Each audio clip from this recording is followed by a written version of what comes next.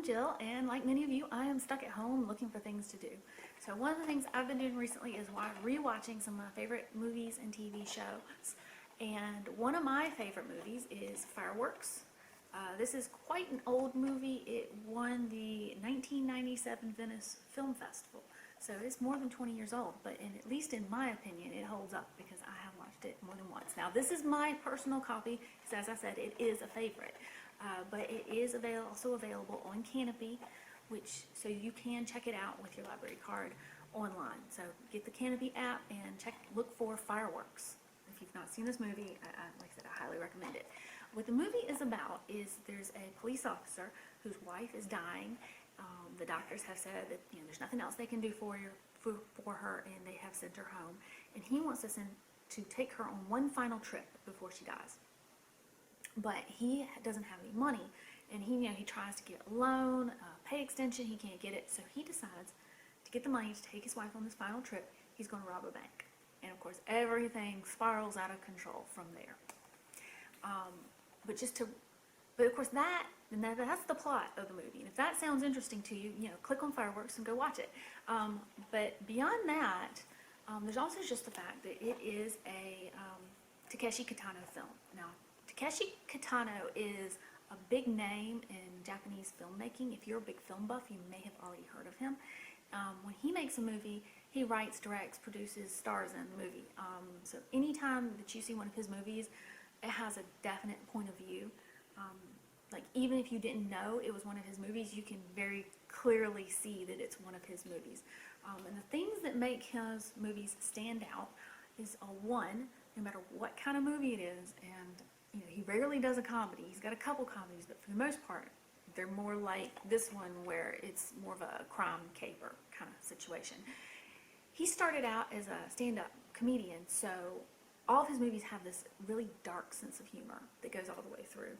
Even in places that you wouldn't think would be funny, that they'd really be very dramatic, he puts that like humor in, and it always works really well. And then the second thing is, he's kind of like, as an actor, he's kind of like the Japanese version of Robert De Niro or Al Pacino. He's got that kind of rough around the edges appeal where he's always playing cops and gangsters, and he's a really good actor. And then the third thing about him, and this is the part that really stands out different from other filmmakers, is he's got this really quiet sense of storytelling, which is why, even though this is a Japanese movie and it does have subtitles, I think a lot of people who are not big subtitle fans might enjoy it because there are so few subtitles in it, because there's so few lines of dialogue. For example, one of the scenes in the movie is just him and his wife having dinner. And I don't think there's a single line of dialogue in the entire scene. They might say something to each other once, but I don't think they do. And I've seen this multiple times, so if they did say anything, it wasn't anything significant. But the way they interact, and the way they look at each other, and the way the scene plays out with just their actions, just tells you so clearly about how very much these two characters love each other. Honestly, as many movies as there are out there, and many of them that are supposed to be romances, and this is definitely not meant to be a romantic film. It's probably if you ask me what the most romantic scene in a film I've seen, I would think about this one first, no question, because it is that well directed and that well acted. As far as I said, it's not a romantic movie. I mean, it's got the romantic subplot through there, between him and his wife. As the front of this movie box says, a masterpiece in violence, and that is true. This is mostly a crime caper.